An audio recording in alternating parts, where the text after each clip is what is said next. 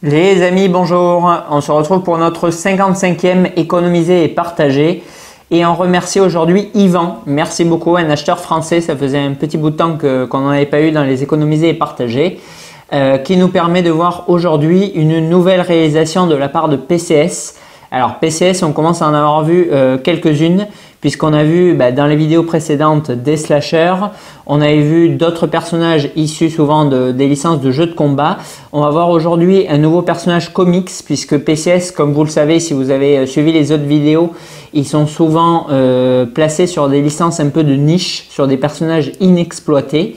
Et aujourd'hui, on va voir le personnage de Lady Death. Alors Lady Death, c'est personnellement un personnage que je connais absolument pas. Donc s'il y en a qui veulent en message ou en commentaire, là, comme vous le sentez, venir m'instruire un peu sur le personnage, ça sera avec grand plaisir.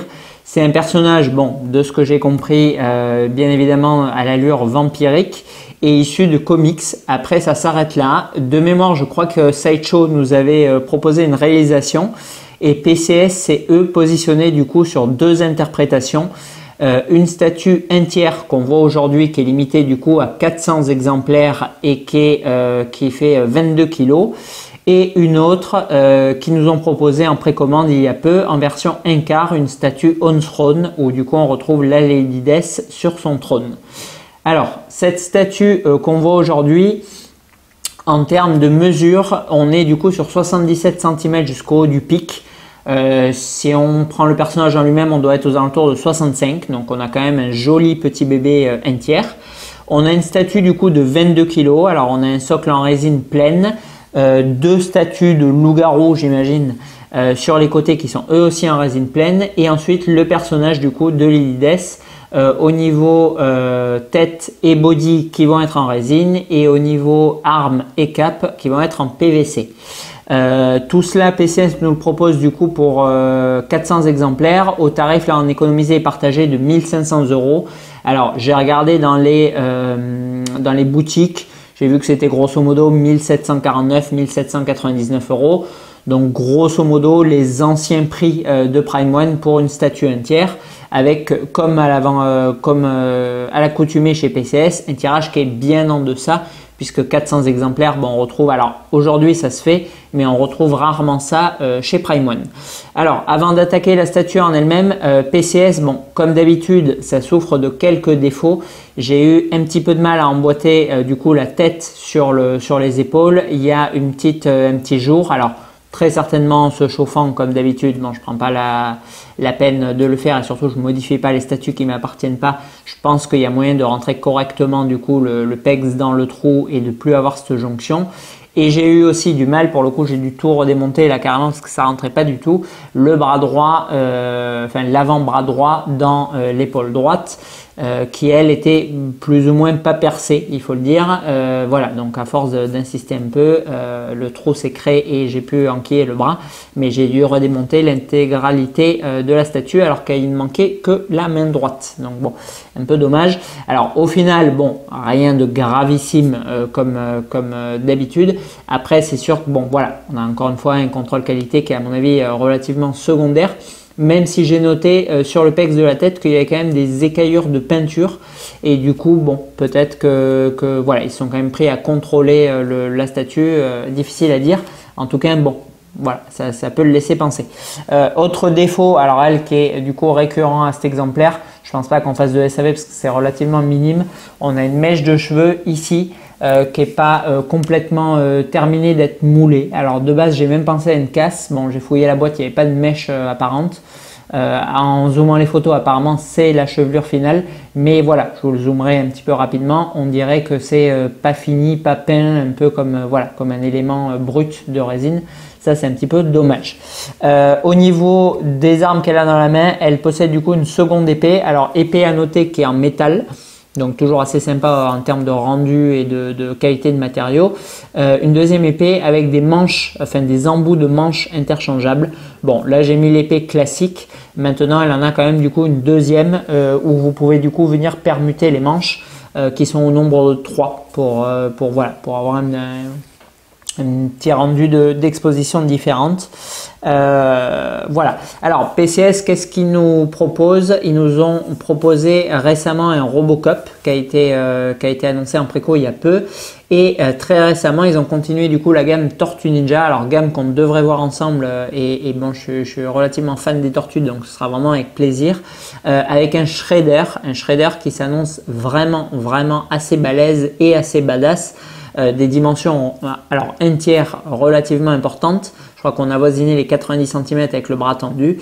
Et un look vraiment très comics, très animé, qui a l'air vraiment très chouette. Donc une statue d'ailleurs qui est en précommande si jamais il y en a qui sont tentés pour faire un économiser et partager. Une statue qui s'annonce relativement chouette. Alors c'est vrai que PCS, bon, toujours un peu la roulette russe parce qu'on a l'impression sur certaines statues qu'ils ont bien sculpté mais qu'ils ont presque pas peint. On a un niveau de peinture qui est très léger. Bon, là encore une fois, c'est vrai que c'est pas éblouissant en termes de peinture. C'est vrai que ça fait, alors ils ont toujours cette patte relativement old school. Bon, moi ça me dérange pas forcément parce que je suis pas pour le déluge tout le temps de technologie, de silicone à foison et compagnie. Ça me dérange pas de retrouver des anciennes résines comme le faisait Sideshow à l'époque avec des textures et des aspects qui ne se veulent pas réalistes à mort, mais qui veulent donner l'effet d'une statue, un effet de sculpture.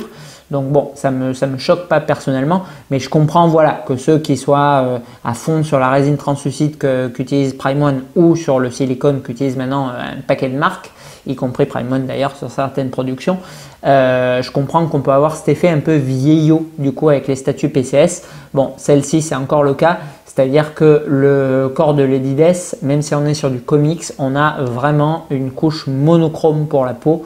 Il n'y a quasi pas d'ombrage et de jeu de lumière dessus.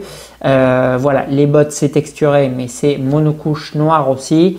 Après on a un peu de travail encore une fois de sculpture sur le socle, mais il est grosso modo triton. On a du noir et du vert pour composer la base et on a du coup quelques dorures qui sont appliquées, mais ça reste quand même relativement sommaire.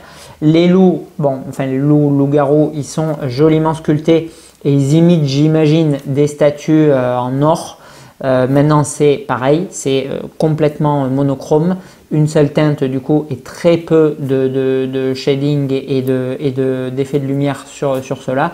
Donc bon, pas super fou. Là où il y a quasiment le plus de travail, c'est sur le manche en PVC de la lance, là ou de la faux, où il y a quand même un peu de jeu de brossage à sec, de battle de mage et un dégradé de couleur allant du noir-gris au bronze, argent, vraiment clair. Voilà.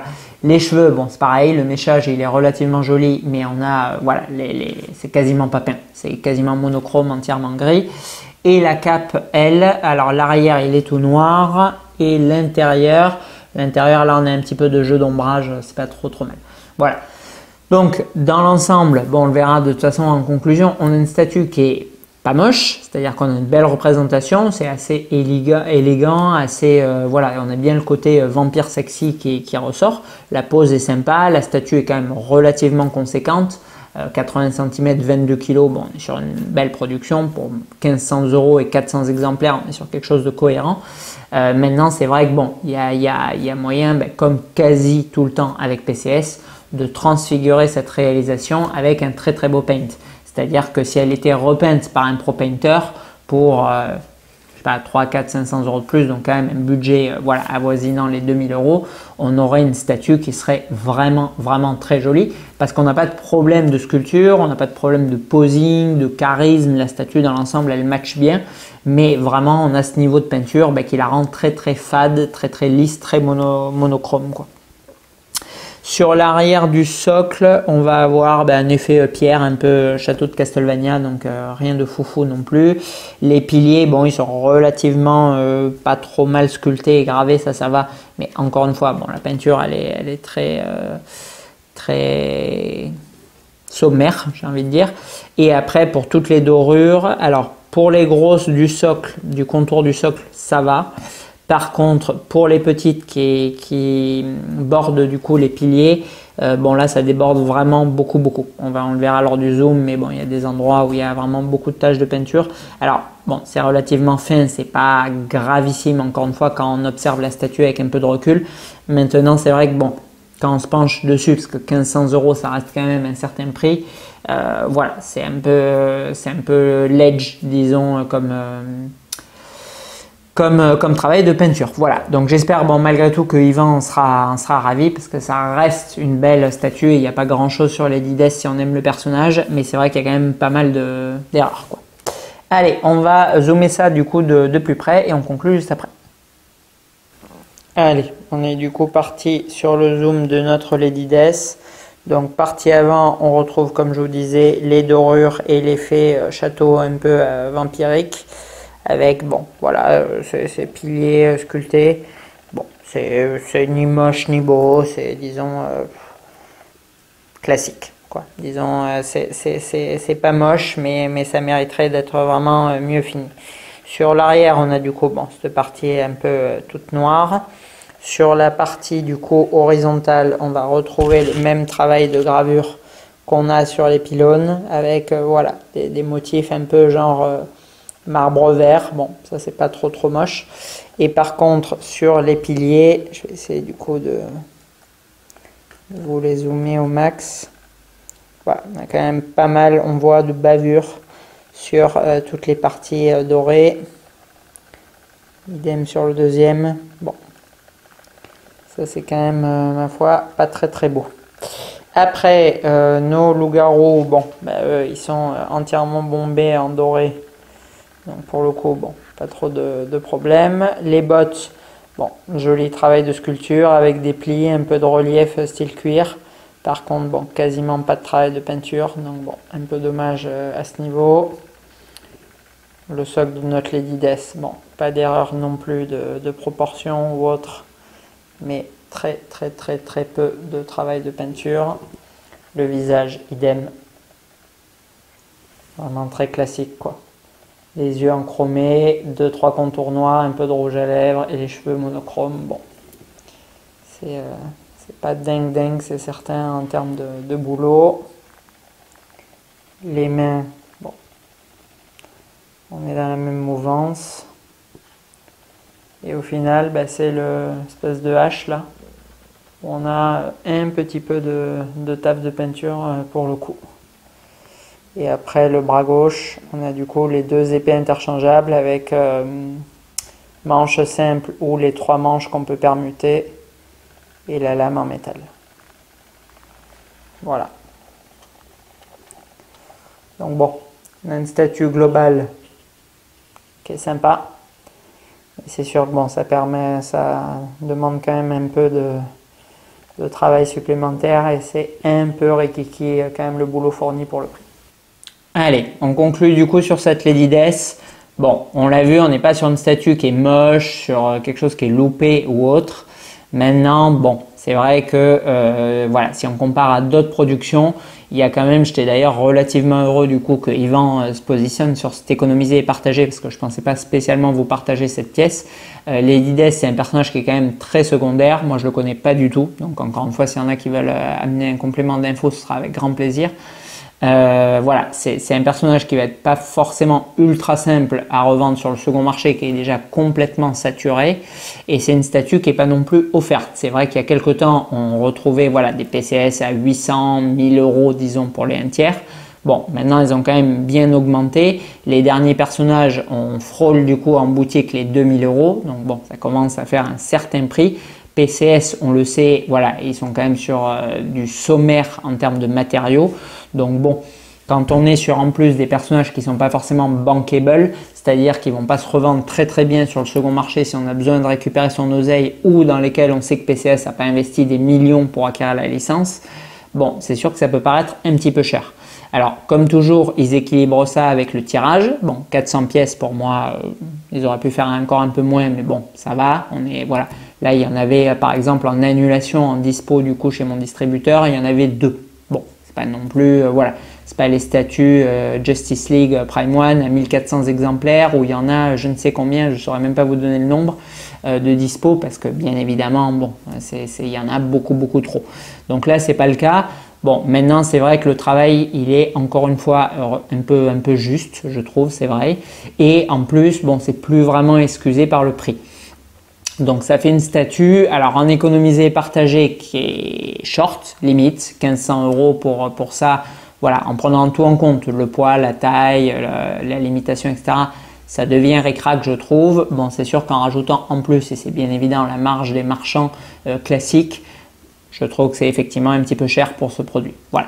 Après, voilà, c'est comme je vous le disais, c'est pas moche, mais c'est pas non plus l'effet waouh. Voilà, ça mériterait de rajouter un billet du coup pour avoir un paint vraiment de qualité.